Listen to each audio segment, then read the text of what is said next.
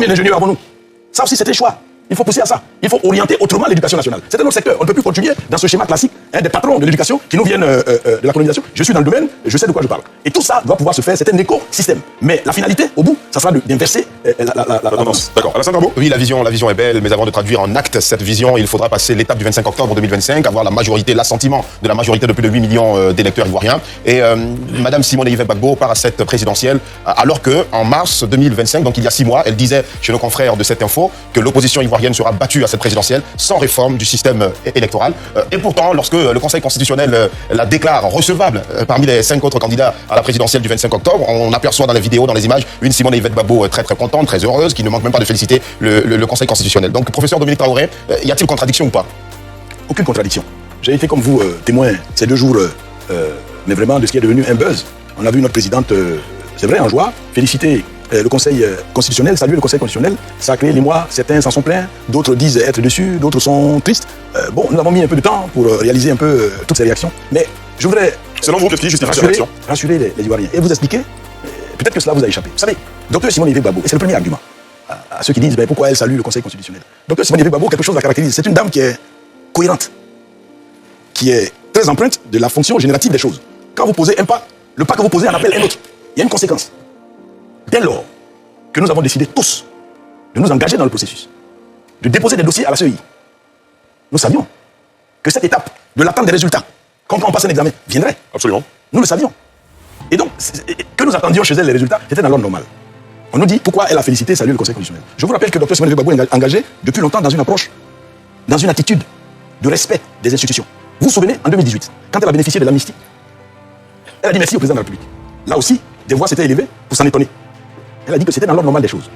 Vous vous souvenez que lorsque nous sommes allés déposer les dossiers à la CEI, elle a été accueillie, reçue par le responsable de la CEI, elle a salué cette démarche des responsables qui l'ont bien reçue. Et donc c'est une attitude républicaine. Mais je vais vous expliquer pourquoi nous avons été tant en joie. Dites-nous. Alors, nous suivions les résultats. Au fur et à mesure que les noms des candidats à la candidature défilaient, dans notre camp, celui de l'opposition, dans la CAP, l'opposition de gauche, tous ceux de nos camarades qui avaient déposé des dossiers étaient éliminés. La question pour nous était de savoir est-ce que finalement, l'un d'entre nous serait retenu pour représenter justement toute cette gauche, toute cette opposition qui s'est battue et qui continue de se battre pour réclamer des réformes. Et puis, quand le verdict est tombé, nous nous sommes rendus compte que notre président, son dossier avait été reçu, valable, et nous étions en joie. En joie parce qu'il y a une bonne partie des Ivoiriens qui vont te représenter à cette élection, et du coup, cette élection va pouvoir prendre le caractère d'une lutte pour continuer les revendications que nous avons portées et qui n'ont pas abouti. Donc ce que vous dites aux Ivoiriens ce soir, c'est que finalement, ce que Mme Simone Yves Gbagbo a dit en mars 2025, on peut s'en passer, le processus semble crédible, on va y aller parce que notre candidature a été retenue, on y va, je ne vous le dis pas ici, je vous dis que c'est un défi. Et je dis que dans ce défi, l'acteur principal, l'arbitre, c'est l'électeur, c'est le peuple. Avant cette étape, nous avons porté tous, opposition, un combat pour la réforme, pour les réformes électorales. Nous n'avons pas réussi, nous avons décidé d'y aller. Une deuxième étape arrive. C'est l'élection, c'est un candidat, des candidats face au peuple. Si les électeurs ivoiriens, les populations ivoiriennes décident que malgré le système électoral, que nous continuons de critiquer, que nous continuons de dénoncer, s'ils décident que malgré ce système électoral, ils vont agir, voter, choisir pour qu'il y ait une alternance démocratique dans le pays, ils ont ce pouvoir, ils peuvent le faire. C'est un choix tactique. Il n'y a pas eu de réforme du système électoral. C'est ce que je vous explique. Pourtant, elle a dit pour moi que sans réforme du système électoral, l'opposition ivoirienne sera battue. Ce sont ces mots que je reprends, professeur. Oui, je ne les nie pas. Donc ça veut dire que la défaite est assurée. Je ne les nie pas. Mais à chaque étape, on ajuste les stratégies. On prend des décisions. Et je vous dis que quand nous avons décidé d'être candidats, toutes ces questions étaient mises sur la table. Nous sommes candidats, nous avons déployé des stratégies et nous confions notre candidature aux Ivoiriens qui nous ont écoutés. Nombreux sont d'accord avec nous sur les réformes que nous demandons. Mais s'ils sont d'accord avec nous, si le gouvernement, lui, qui devait arbitrer ces questions, a refusé, eh bien, rendez-vous est pris à travers ces élections dans les urnes et nous demandons aux populations de s'approprier ce combat-là pour nous porter au pouvoir pour que ces réformes-là que nous revendiquons, on puisse les faire et que le pays rentre dans une autre logique. En d'autres termes, pas question d'appliquer la politique de la chaise vide. Simone Yves Gbagbo est candidate, elle a été retenue par le Conseil constitutionnel, elle ira jusqu'au bout. Est-ce que c'est ce que vous dites ce soir? On se souvient de l'épisode de 2020 où le président Enrico Nobedi avait été retenu par le Conseil constitutionnel. Pareil pour Pascal Afin-Guessin et d'autres candidats. Bilan des courses, au terme de la période, finalement, ils ont décidé de ne pas participer à cette élection. Est-ce que faut s'attendre à ce scénario avec l'ex-première dame Simone Yves Gbagbo? Je vous rappelais que tous les partis d'opposition ont décidé de renoncer à la politique de la chaise vide. Maintenant, moi je vous pose une question. Dites-nous, même si c'est nous qui posons la question. Est-ce que vous croyez que dans le contexte actuel, regardez autour de nous, regardez les crises sécuritaires en Afrique et en Afrique occidentale, regardez la menace du terrorisme, vous croyez vraiment que nous pouvons nous autoriser à faire en sorte que cette élection-là ne se passe pas bien? Il y avait cette menace en 2020, mais ils l'ont quand même fait. Nous en appelons, attention, 2020 n'est pas 2025. Sans doute. 2020 n'est pas 2025. Il faut faire attention. La situation a évolué, pas dans le sens que nous souhaitons. Je vous le redis. Et nous en appelons au gouvernement. Il n'est pas tard. Une étape a été franchie. nous avons fait preuve de bonne foi. Tous les partis sont allés déposer les candidatures. C'est un acte républicain majeur qu'il faut saluer. La réponse que le gouvernement doit donner à cela, c'est de faire en sorte que cette élection-là se passe bien.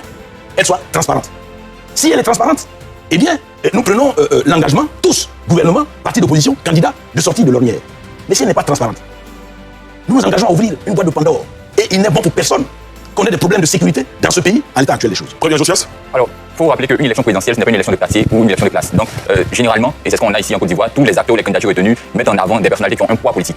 En Côte d'Ivoire, surtout dans le cas du MGC, la question que j'aimerais vous poser, que je me pose, c'est de savoir, est-ce que le MGC, est-ce que Mme Simone Gbagbo, en l'état actuel, lorsqu'on regarde la configuration politique, a encore le poids qu'elle avait autrefois? Est-ce qu'elle peut peser jusqu'à gagner cette élection-là? Et avant même de répondre à cette question, j'aimerais savoir, est-ce que le MGC a déjà des représentants au niveau de la municipale et de la députation en Côte d'Ivoire? En gros, vous avez combien de députés, combien de maires, combien de présidents conseils? Il a bien compris, évidemment. Professeur, allez-y. Alors, vous savez, nous sommes un parti particulier. Pourquoi particulier? Mais je vais vous expliquer. Expliquez-nous. Je vais vous expliquer. Oui, Bon, vous êtes jeune, mais vous avez suivi l'histoire récente de la Côte d'Ivoire. bien sûr. Nous avons une histoire commune avec d'autres partis. Vous parlez de Dr Simone Gbagbo, c'est l'une de nos particularités. Un parti, MGC, qui est né le 20 août 2022, mais qui a à sa tête une chevronnée de la politique. C'est notre atout majeur. Dès que nous sommes nés, nous avons décidé, et quand je dis que nous avons décidé, c'est à travers une résolution, d'aller à toutes les élections locales. Nous sommes allés aux élections locales. Évidemment, nous avons présenté des candidats, nous avons été dans les coalitions, nous avons présenté 2 candidats au municipal. Ça n'a pas marché, mais nous étions dans les coalitions qui ont marché. Par exemple, avec le PDCI, nous avons pu gagner la mairie de Cocody. S'il vous plaît, monsieur. Là, est-ce que on peut dire que c'est grâce au MGC que le PDCI, ou du moins avec le PDCI, vous avez réussi à gagner dans cette Mais localité? vous savez, chers jeunes, l'union fait la force. Quand vous vous mettez ensemble et que vous atteignez un objectif, quel que soit l'apport des uns et des autres, c'est grâce à tout le monde. Nous avons joué un rôle dans cette coalition. Nous étions sur le terrain, nous nous sommes battus, nous avons gagné ensemble. C'est pour ça que nous pouvons avoir une place de 7e adjointe. En politique, vous l'apprendrez, on ne donne pas les places, on les gagne. Et nous avons gagné cette place-là. Nous n'avions que combien d'années? Quelques mois. C'est ça notre particularité aussi. Au moment où je vous parle, je peux vous dire que nous sommes prêts, nous sommes outillés pour aller à cette élection. Autour de Dr Simone Gbagbo, ce pays regorge de beaucoup de talents. Quand on a son expérience, on peut mobiliser des talents. Et nous mobilisons des talents à l'intérieur de notre parti et en dehors. Il y a des Ivoiriens qui sont prêts à nous accompagner. De toutes les façons, notre candidature a été retenue. Nous allons rentrer en campagne. Vous verrez. L'un des défis majeurs que nous avons, c'est de faire en sorte que toute l'opposition, c'est l'un des défis que nous avons, s'approprie la candidature de Dr Simone Gbagbo. Que les Ivoiriens s'approprient la candidature de Dr Simone Gbagbo. Que les jeunes et les femmes. Et j'ai bien aimé l'introduction. Vous savez ce que ça représente en termes de progrès des mentalités sur les questions de genre, une telle candidature, qui n'est pas du tout une candidature fantaisiste. Dr Simone Gbagbo a le profil pour diriger ce pays. Quand je le dis, c'est une palissade, une répétition, vous le savez. Alors, je vous réponds fermement. Nous avons les moyens de gagner cette élection. Nous demandons que les conditions électorales soient transparentes et nous allons au suffrage, nous allons présenter notre candidature aux Ivoiriens. Et s'il le décide, Dr Simone Gbagbo sera président en Côte d'Ivoire, comme on a une dame en Namibie, comme on a une dame en Tanzanie. D'accord. Professeur, vous avez parlé tout à l'heure de l'opposition, notamment la CAPSI dont on va parler tout à l'heure. On a marqué une courte pause. Vous avez dit dans votre développement, on souhaite que toute l'opposition se range derrière Simone Gbagbo ou d'autres candidats retenus, notamment à Ouadonelo, à la faveur de cette élection. Est-ce que ce n'est pas utopique, vu les quelques dissensions qui s'affichent ça et là? On va en parler juste après cette courte pause. Combien d'ingénieurs avons-nous? Ça aussi, c'est un choix. Il faut pousser à ça. Il faut orienter autrement l'éducation nationale. C'est un autre secteur. On ne peut plus continuer dans ce schéma classique des patrons de l'éducation qui nous viennent de la colonisation. Je suis dans le domaine, je sais de quoi je parle. Et tout ça doit pouvoir se faire. C'est un écosystème. Mais la finalité, au bout, ça sera d'inverser la tendance. D'accord. Alassane Drambo? Oui, la vision est belle, mais avant de traduire en acte cette vision, il faudra passer l'étape du 25 octobre 2025, avoir la majorité, l'assentiment de la majorité de plus de 8 millions d'électeurs ivoiriens. Et Mme Simone Gbagbo part à cette présidentielle, alors qu'en mars 2025, donc il y a 6 mois, elle disait chez nos confrères de cette info que l'opposition ivoirienne sera battue à cette présidentielle sans réforme du système électoral. Et pourtant, lorsque le Conseil constitutionnel la déclare recevable parmi les 5 autres candidats à la présidentielle du 25 octobre, on aperçoit dans les vidéos, dans les images, une Simone Gbagbo très très contente, très heureuse, qui ne manque même pas de féliciter le Conseil constitutionnel. Donc, professeur Dominique Traoré, y a-t-il contradiction ou pas? Aucune contradiction. J'ai été comme vous témoin ces 2 jours, mais vraiment de ce qui est devenu un buzz. On a vu notre présidente, c'est vrai, en joie, féliciter le Conseil constitutionnel, saluer le Conseil constitutionnel. Ça a créé l'émoi, certains s'en sont plaints, d'autres disent être déçus, d'autres sont tristes. Bon, nous avons mis un peu de temps pour réaliser un peu toutes ces réactions. Mais je voudrais... Selon vous, qu'est-ce qui justifie cette réaction? Rassurer les Ivoiriens et vous expliquer, peut-être que cela vous a échappé. Vous savez, Dr Simone Gbagbo, et c'est le premier argument, à ceux qui disent pourquoi elle salue le Conseil constitutionnel. Dr Simone Gbagbo, quelque chose la caractérise. C'est une dame qui est cohérente, qui est